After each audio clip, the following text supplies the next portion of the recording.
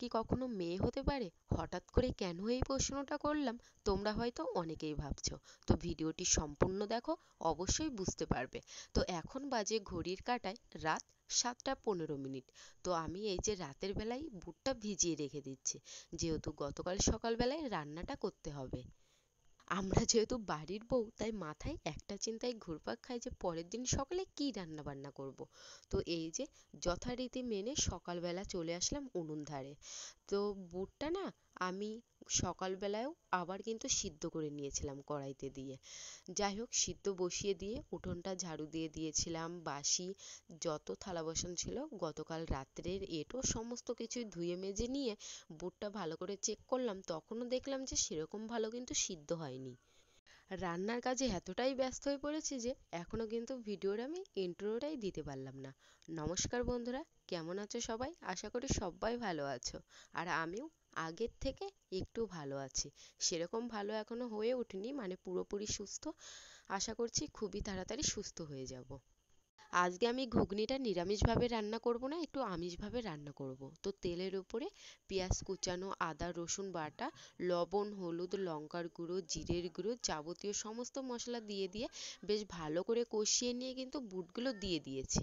এখন এই যে জলের সাহায্যে বেশ ভালো মতো করে কিন্তু কষিয়ে নিয়ে রান্নাটা সেরে নেব।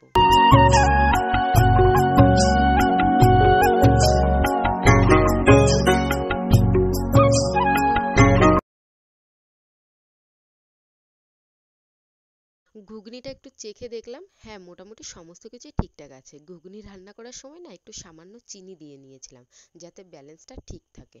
তো আমার রান্না করা কমপ্লিট হয়ে গেছে। এখন হচ্ছে গামলার গা যেগুলো একটু ঝোল পড়েছে হালকা, তো সেই সমস্ত কিছু বেশ ভালো করে মুছে উপরে রেখে দিয়ে আসলাম। আর এখন সকালের জলখাবারের জন্য কিন্তু আমি রুটি তৈরি করে নেব। তো সকালবেলা কিন্তু আমার ভাতও রান্না করা হয়ে গেছে। মায়ের জন্য একটা ডিম ভাজা দিয়ে দিয়েছিলাম আর আলু সিদ্ধ দিয়ে দিয়েছিলাম। তো অত সকালে যদি আমি ঘুগনি রান্না করতাম তাহলে না দিতে পারতাম না আর কি, বুটটা যেহেতু সেরকম একটা ভালো না।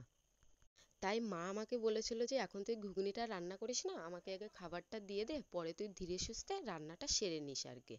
তো এই যে এখন হচ্ছে রুটিগুলো হচ্ছে ছেঁকে নিচ্ছি। তো দেখো রান্না করতে করতে হাতে আবার ছ্যাঁকাও খেয়ে নিয়েছিলাম, যেহেতু প্রচণ্ড এই যে আগুনের হিট হচ্ছে না।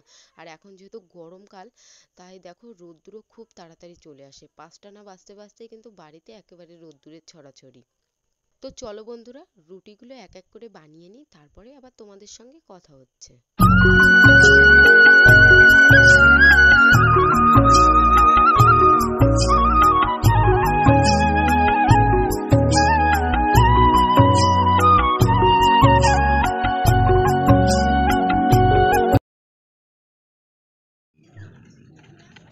বহুদিন বাদে কিন্তু কাঁকড়াগুলো পেলাম। তো রুটিগুলো তৈরি করে যখনই রাস্তায় গিয়েছিলাম, তার কিছুক্ষণ পরেই দেখেছি একটা কাকা এসেছিল কাঁকড়া নিয়ে।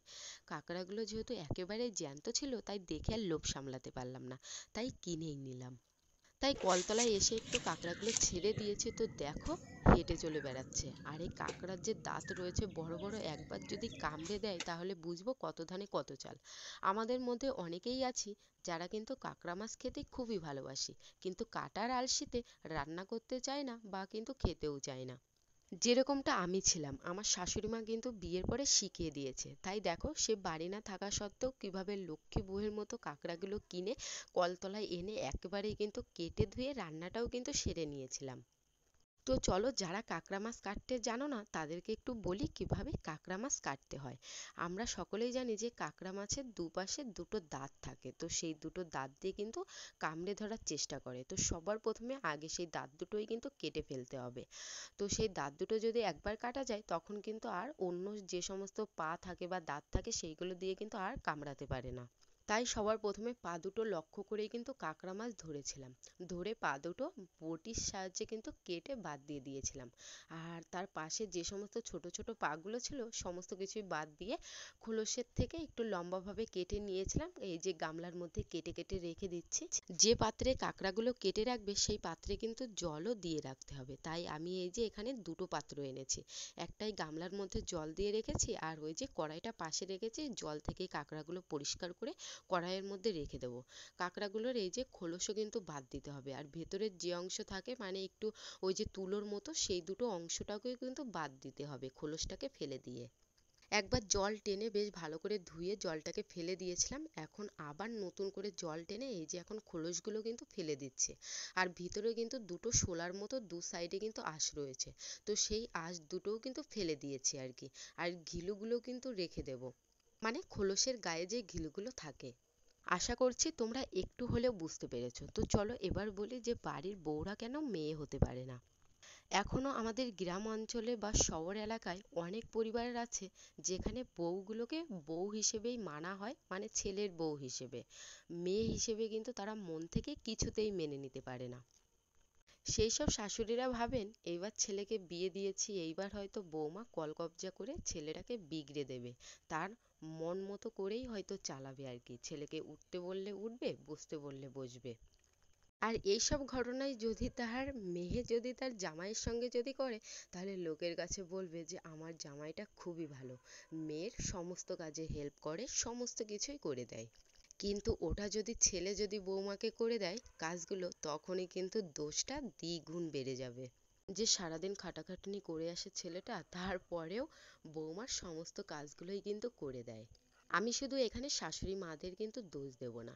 তো অনেক বউরাই আছে যারা বিয়ের পরে শাশুড়ি মাকে কিন্তু মা বলে কিছুতেই মানতে চায় না।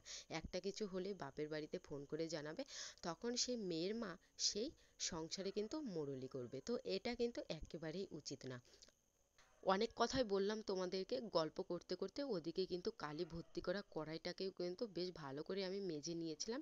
আর কিছু জামা প্যান্ট কিন্তু আমি ভিজে রেখে দিয়েছিলাম, আর বালিশের কাভার ছিল অনেকগুলো, তো বাবারও জামা ছিল, আমারও, আর তোমাদের দাদা ভাইয়েরও। তো সেই সমস্ত কিছু এই যে চান করার আগে সমস্ত কিছুই কিন্তু কেচে ধুয়ে মেলে দিয়ে একেবারেই কিন্তু চানটা সেরে নেবো। আর চান করার আগে কিন্তু আমি রান্নাটা কমপ্লিট করে নিয়েছি।